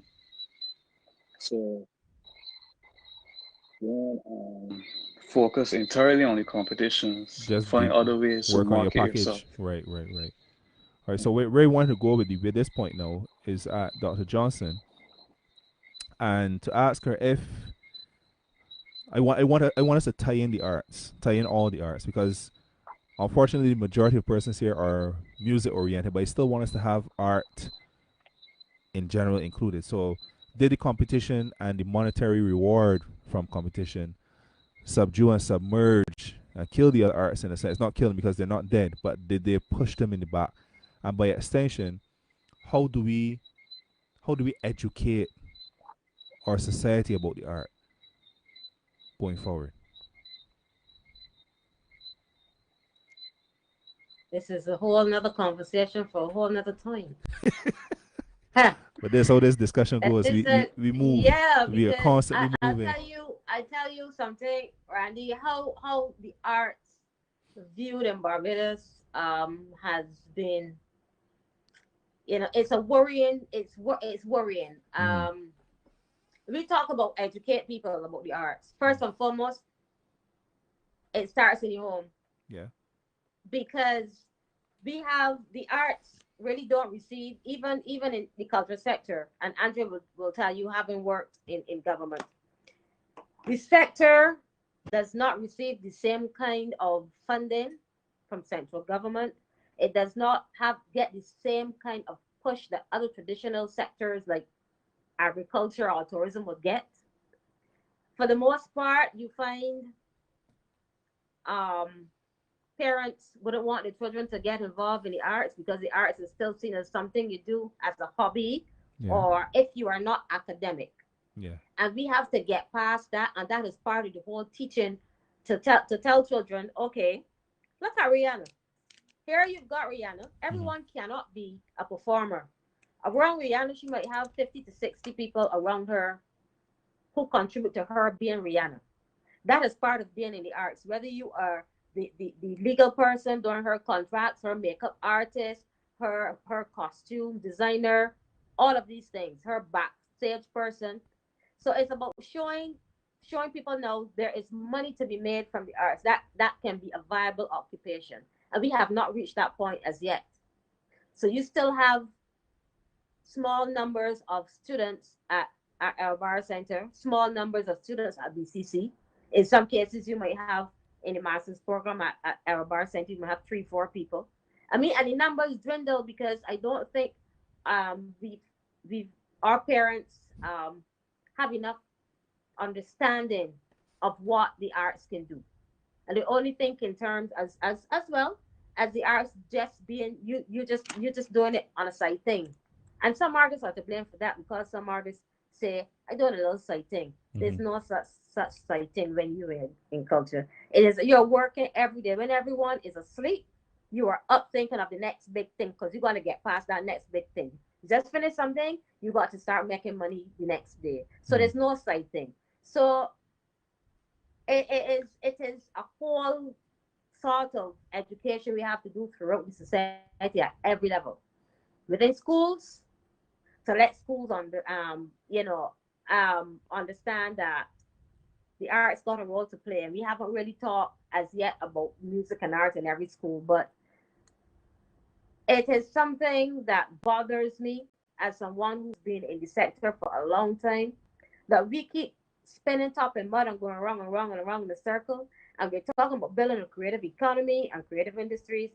But if we don't start at the very bottom of it and start putting plans in place, whether it's in schools, start from the schools and build that foundation to have art and the arts in schools, whichever genre you're talking about, and to educate the public that this is a viable career path that your child can go into. That's very true. Right. So it's a big discussion, and I think that if we could come back another day and discuss that, because we really need to get past this. Denise, you were saying something. Speak to that, Randy. Go ahead, Denise. Yeah. I think that there is an emerging interest in the arts, in education. I think it's always been there, but obviously because we have been dogged by certain traditions in our system, which we're not going to go into that discussion right now, but certainly we've been dogged by certain traditions in our system which have relegated arts to the bottom of the totem pole when it comes to importance. So we may have certain people believing that the arts are not as important as the sciences, or they're not as important as other aspects of the humanities. But we know, and I hate to hear the distinction between academic subjects and vocational subjects, because all subjects require thinking. All subjects, whether you're doing carpentry, whether you're doing cosmetology, whether you're doing biology, whether you're doing visual arts, you need to think. Okay, so I like to remove those barriers from between the types of subjects that exist, type of disciplines that exist. But when it comes to the arts, I think that we are trying, certainly at the Ministry of Education, we are trying very hard to educate principals, to educate teachers, but obviously it is a tough sell because people are still very much bound up in traditional perspectives of what is academic and what is not. And you're going to have people like me. I'm a middle-aged woman, and all three of my sons are adults, and all three are artists. And I encourage all of them to go after the arts. I never for 1 minute. And it didn't mean that they weren't quote academic or couldn't have done anything else. But that was their passion, and I gave them my full support. So, and I know there are other parents like me who also supported their children. There are a whole set of people in my age group with children like. In my children are in their 20s and 30s, early 30s, and there's a whole generation of parents like me whose children are artists. Yeah, I can call many of them. One of them has a dance school, Pearls Dance Academy, right. And they have dedicated their entire lives to making money from the arts. Right. All of my children make money from the arts. You understand what I'm saying? Yeah. So I think there's a whole generation of people who are willing to see arts as viable. The issue is when you live in a small economy like Barbados, everybody is like a crab in the barrel trying to reach the top. And there's a lot of competition and there's not enough opportunity. And people are cutting down other people by offering cheap prices for things that really cost a lot of money. You understand, in terms of the skills that are required to create an artistic project. So I think there's a lot of education that needs to go into sensitizing people to the value that is in the arts. It needs to start from the primary school, because that is where the issue is. We don't have teachers in the primary school as we do in the secondary. Every secondary school has art teachers, music teachers, and theater arts. We don't have that in the primary And school. we And that also is where it near we had a needs to start. discussion prior. I saw you, Sean. We had a discussion prior where I mentioned making the other jobs within this sector attractive, and that is something that we Yeah. do not do. You know, people see the fame and glory of going on the stage and being a soca artist or dance And artist, that's but they not don't all see there the is. other. Mhm. Yeah, there's so many other attractive points. We have Mr. Dwayne Grisette in. Welcome, Dwayne. I'm not gonna call your official designation. I will leave that to you to review that if you care to.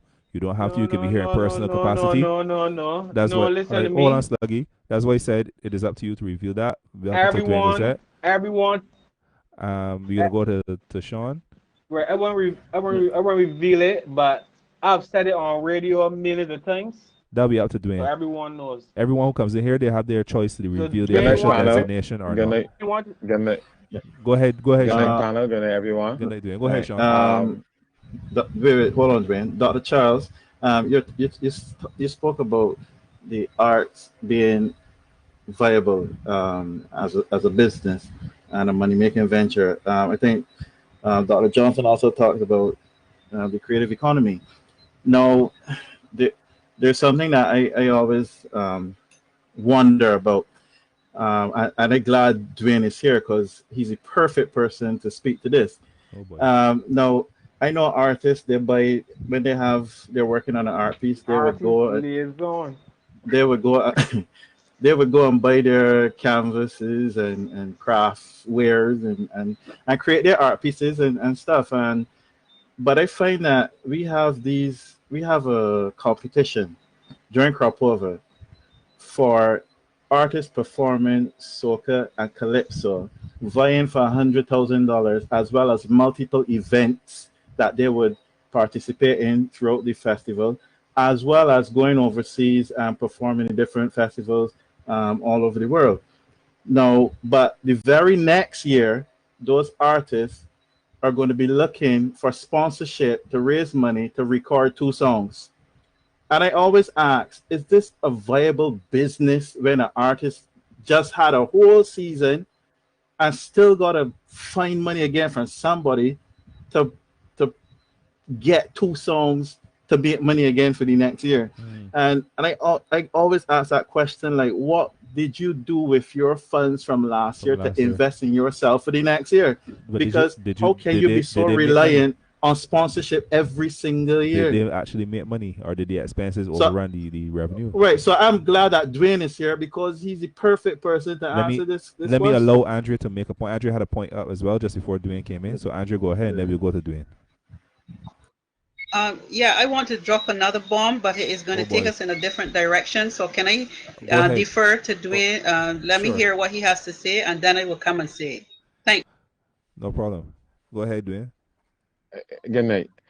I keep saying over and over again that the artists and the musicians in the industry don't take this thing like a business. Because in any business, when you're selling cars, you're selling anything, manufacturing, you do budgets, you know what your expenses are, and you know where your profit is going to be, and you put aside something to reinvest in your business, to keep and buy more cars, to buy more stock, to buy more cars, to buy more, and the thing is that we have people who walk around in Barbados proclaiming to be managers when they're just booking agents. Right. Because the artist, sometimes the artist doesn't need to do this. It's the managers that need to do this.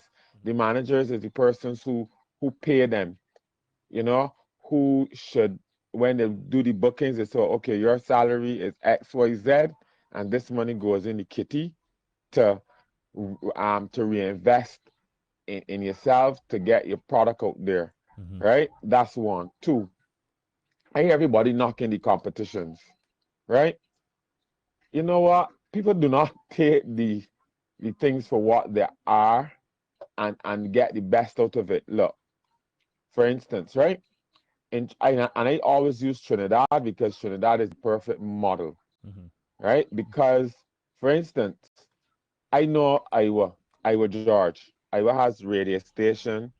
Iowa has apartments. Iowa has a business down south where one of the big conglomerates rent and these things. You know why? Because when he win his money, I know a time he did. I know a time Iowa did a performance for a political party in Trinidad, and when the prime minister at that time came to give Iowa money, Iowa said, no, no, no. All I want is a radio permit, a radio station, right?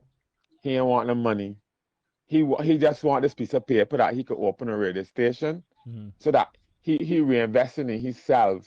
I would just go on and I'm not talking about the man business, but the man in investing in oil and these different kind of things, right? Because they understand the business. Marshall went into the competition to profile himself. He went, when it was 2 million and whatever, he went two or three times consecutively, right? To position himself, and then he done with the competition.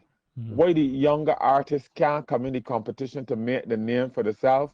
They don't have to enter the competition every year, Well, right? let me jump in there. You don't You have to enter the competition every year, but the competition should be a springboard for you to get yourself out there for the masses to see your performance, right? You don't necessarily have to go to win. Like what I told Marsville the year when he had to give it to me. He said, you just want to get in the finals of the Soca Monarch so that people can see you, so that you can tour, right? That is what is like the Grammys. The Grammys is a competition, but it's not a competition where you are going to sing the night. So does But a competition where does the Barbados competition correlate to travel? And can we actually say that? Yeah. Can we actually Yes, say? Because every monarch, right? In the Soca Monarch, Party Monarch, whatever, and within the last year or two, right? I have been reaching out to different governments in the Caribbean with different Soca monarchs and getting the reigning monarch to go to those countries and hoping that the artists are smart enough that they know when to go there, that they're going on a marketing journey to get themselves out there. They can link with some other artists in that country, do collabs and these different kind of things. Because then if you're going to St. Vincent, nobody don't know you, but use the Soca Monarch for Barbados, and you use that position that you got to do a collab with Skinny Fabulous, or do a collab with one of the popular men that on the ground in that country. But okay, I want to think here, because what happens in that regard? Because we can think about the last 10 years or so, we've had monarchs coming here as well, and I'm sure nobody in the panel here can tell me the names of any of those monarchs that came and participated in the competitions. Likewise, that type of penetration, is it really beneficial to the artists, or do you want to benefit from genuine travel where your music has penetrated first, and when you go to the country, or you are actually booked for the performance, as opposed to being taken? I'm just posing. There's no opinion. That's just posing a question. Randy, just posing a question for the discussion. Randy, F is done the correct way, right? Let me explain to you. Let me explain to you, right? Currently. And if I was given you see, it is how it's done. Don't put yourself in right? in a position. You're my friend. I will want Randy, you know me, right? And you know me very well. I say, oh God, Sean, who get vexed that then for? Shaw, crack it up.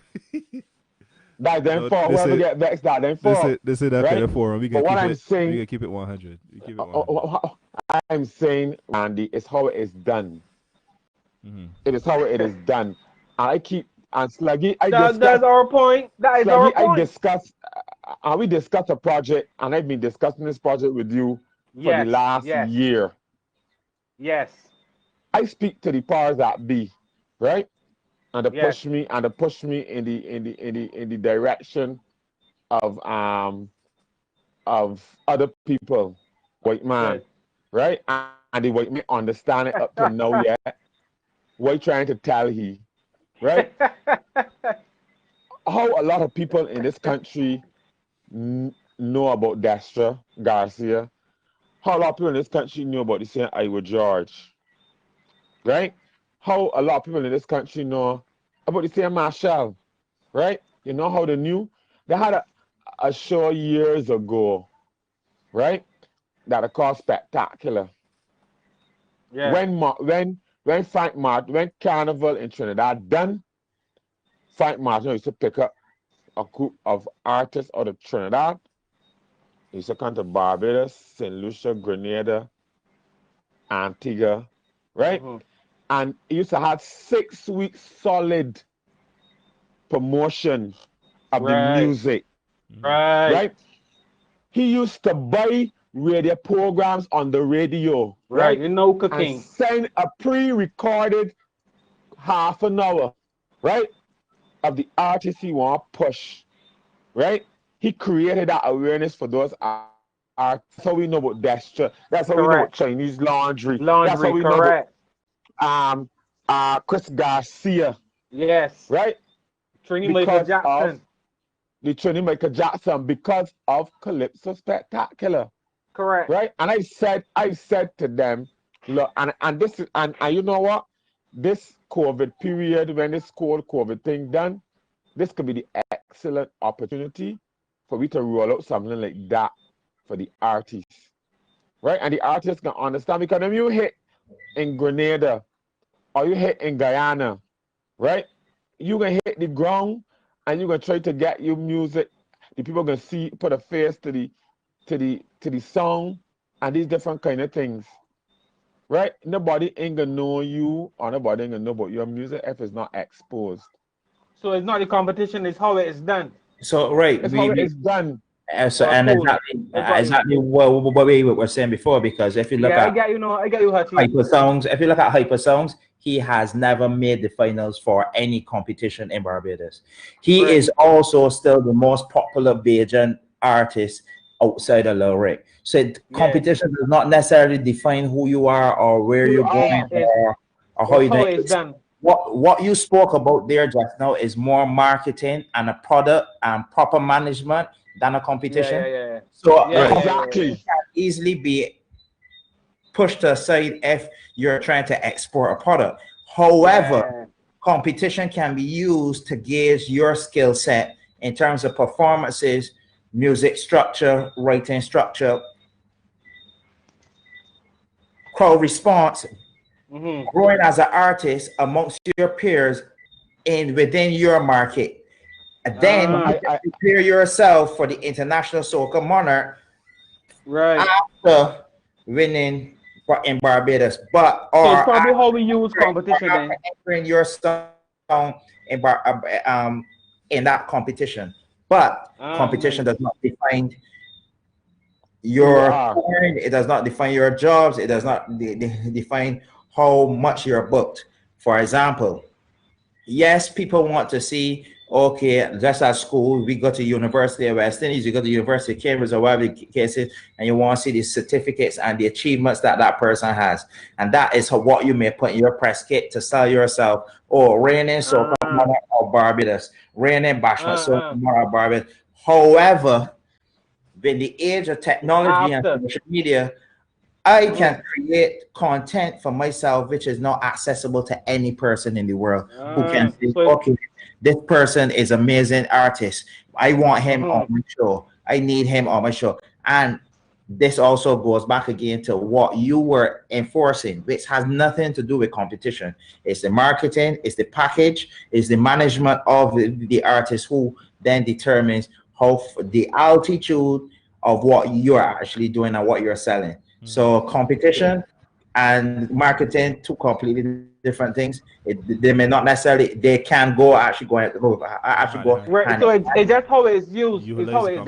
Guys, I want to answer. How you're actually. Guys, I want to ask a question, right? Yeah. I want to ask a question. Freddie and all of them just do the reggae festival, right? Yes.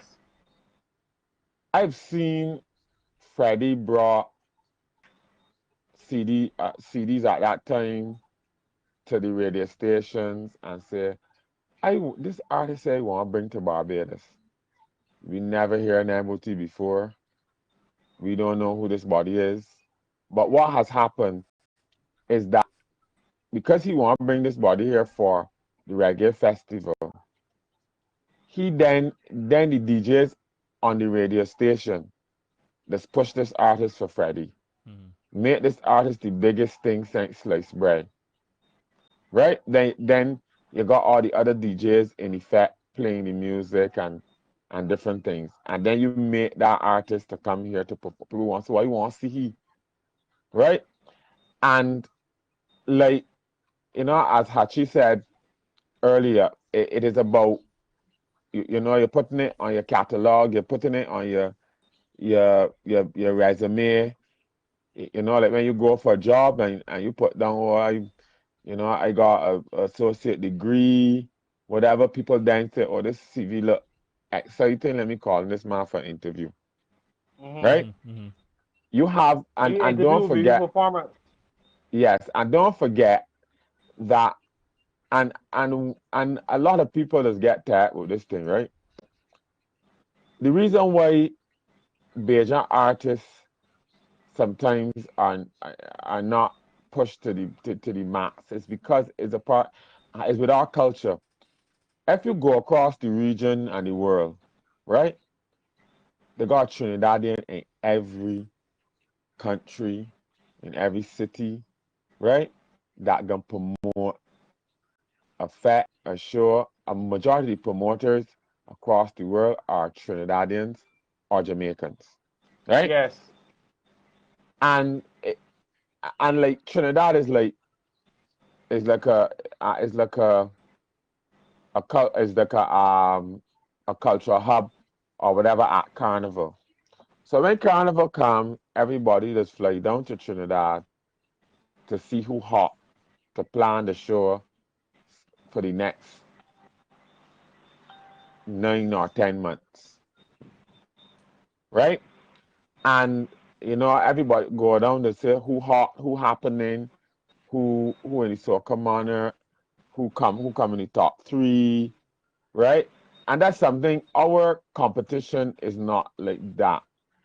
Our competition is, we don't attract nobody from nowhere to say whether coming to Barbados to see who going down at the soccer manner. And that is why I said about a year ago, and the artists is be complaining, oh, we's Barbadians and this and we can't open up the competition. I said, open up the competition, right, to the world, so that, and that is why, right, the bashment soccer just get so much forward to, because you got people that entering the bashment soccer from Guyana, from this place, from that place, and all eyes are focused on Barbados at that point in time.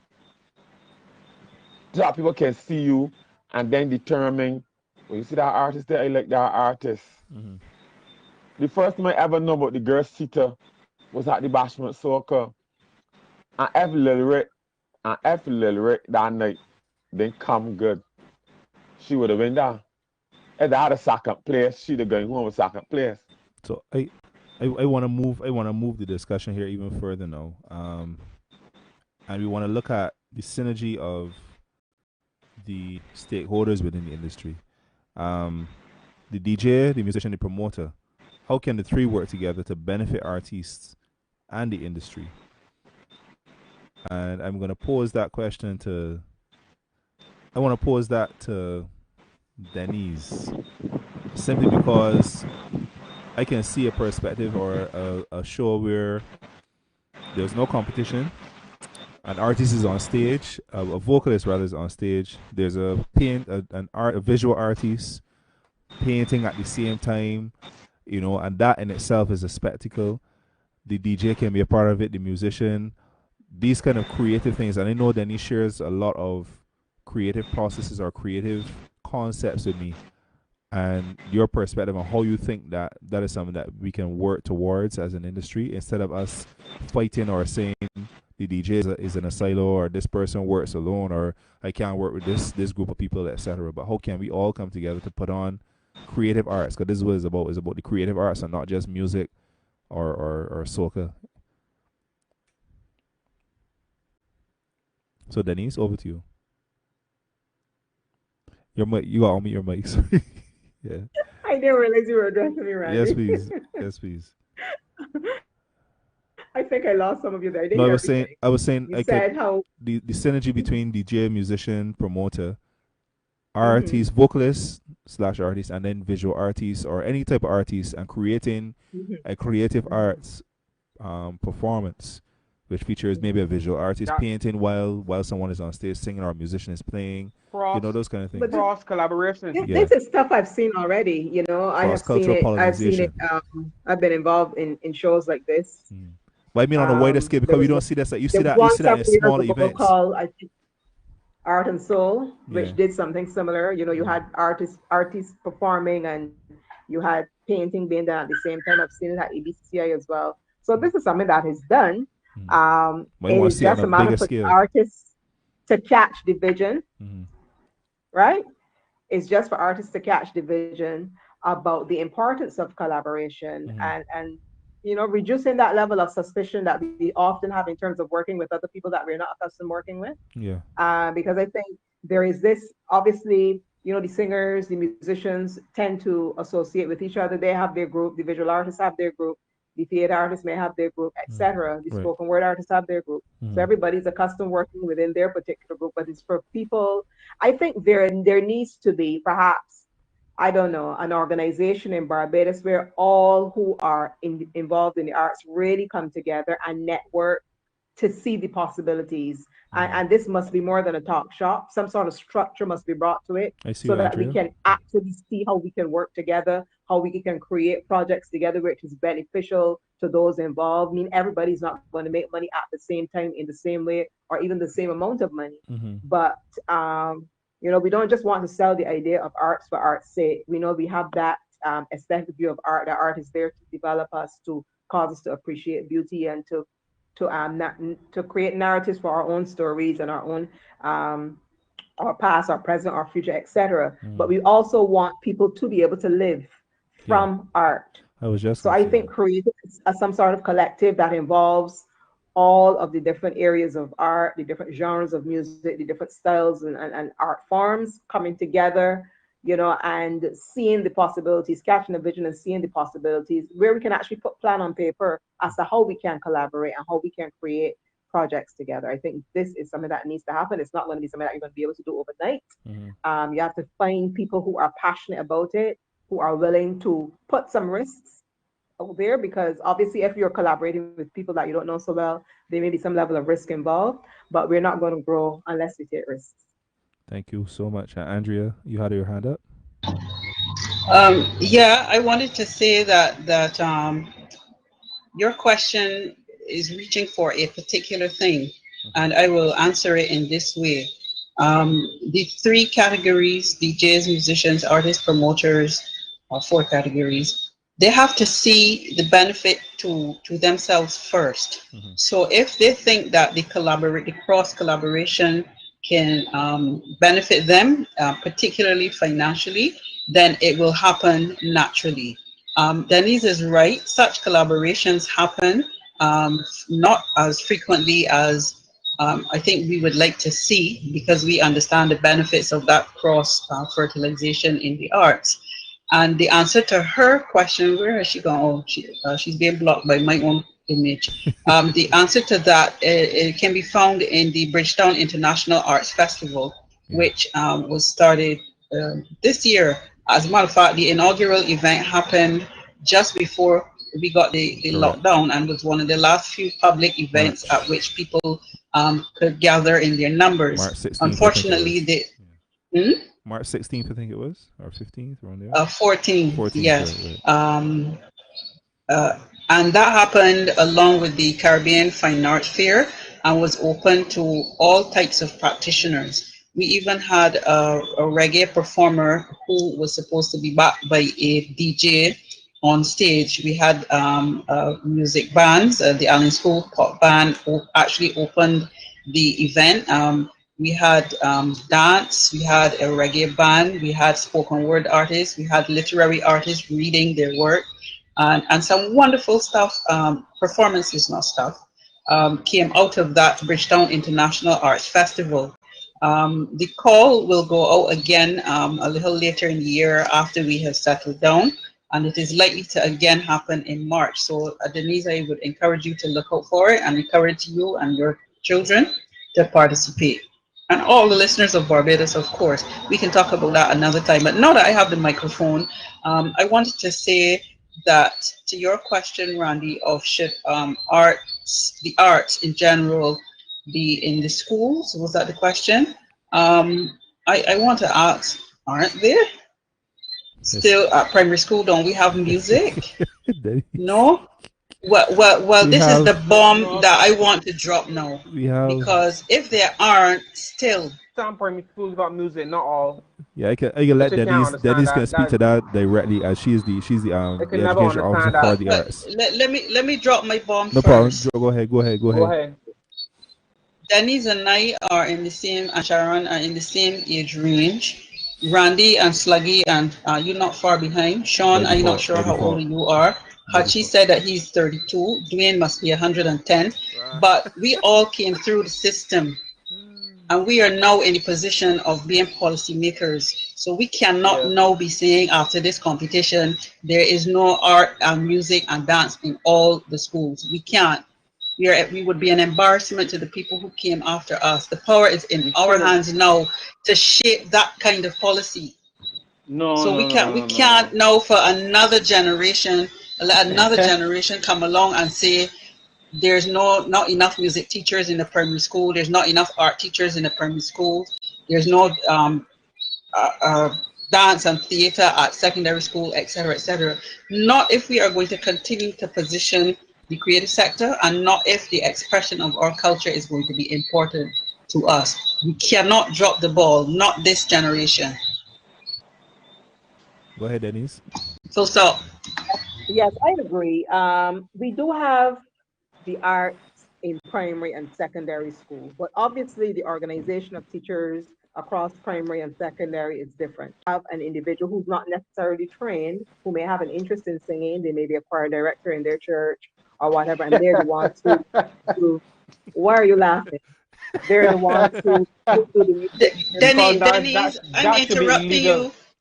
I'm interrupting you. I am just being realistic. So you might. Denise, I'm interrupting you because, as Sharon pointed out, a lot of culture does not get enough of the financial pie in when the budgets are out. But if we took that money that we did in competitions and put it to arts education at primary especially, what do you think would happen?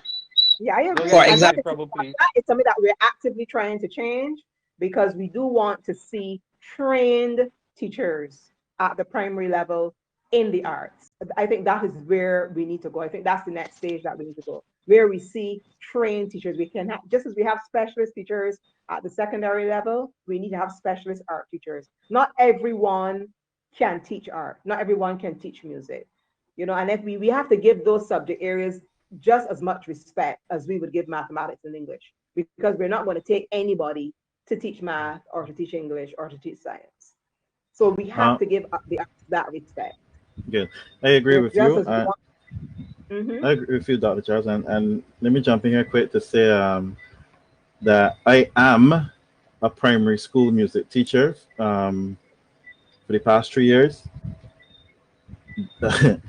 But that has not been an easy journey, because it started with me teaching music, and then being at ITC, and then moving to teaching a nursery, and then back to music again and religious education, and then music and visual arts, and music and nursery.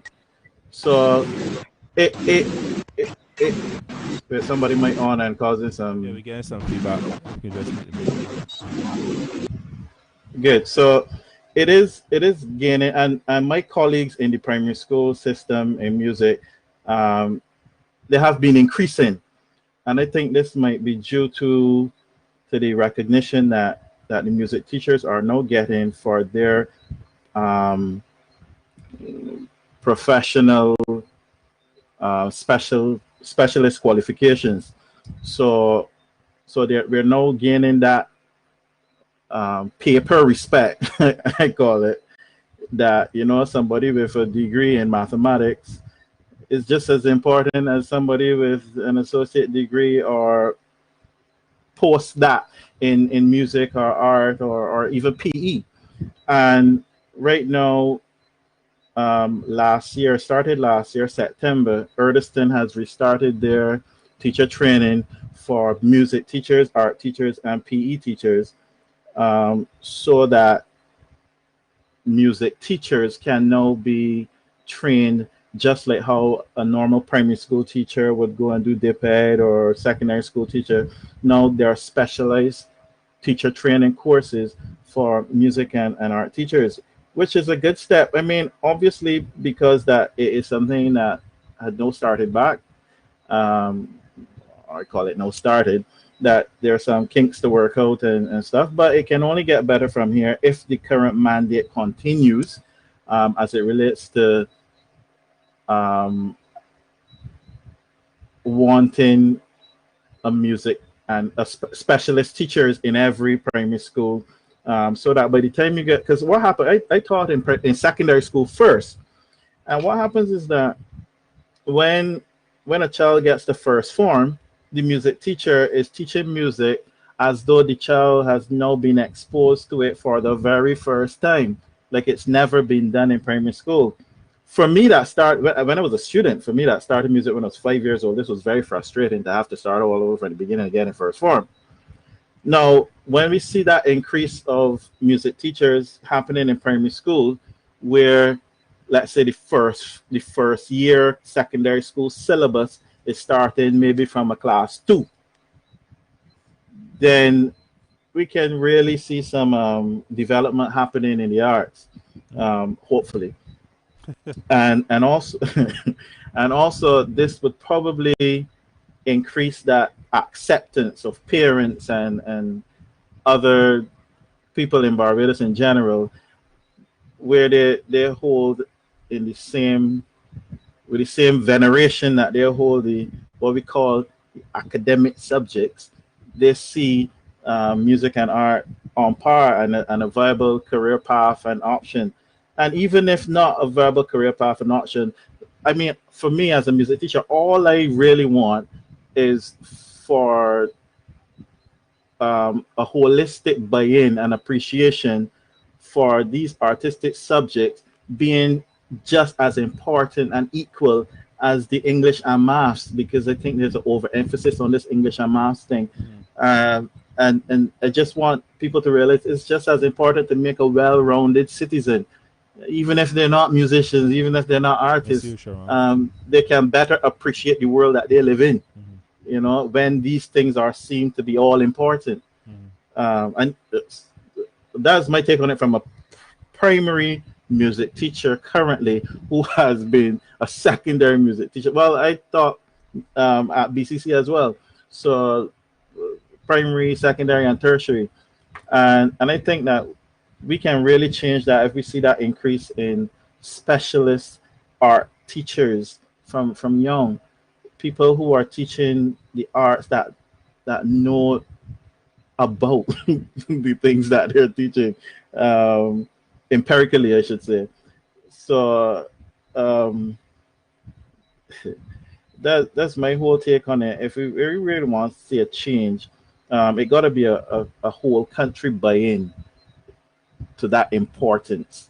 You know, it can't be this whole thing where in class 4 third term everything is dropped except English and maths. You know, it cannot be that, because I remember studying for CXCs and still was making youth orchestra rehearsals, still was practicing, still was doing, you know, every other thing. Like um, the whole thing about too much work and no play makes Jack a dull boy. Like there needs to be this balance and this understanding that education is holistic, and yes, the English and math, but all that needed to get you to the next step. But what kind of citizen are you raising? What kind of independent thinking child, teenager are you trying to raise? If you dumb it down to just these two subjects. Sorry to use the word dumb down, but that's how I feel as a creative person.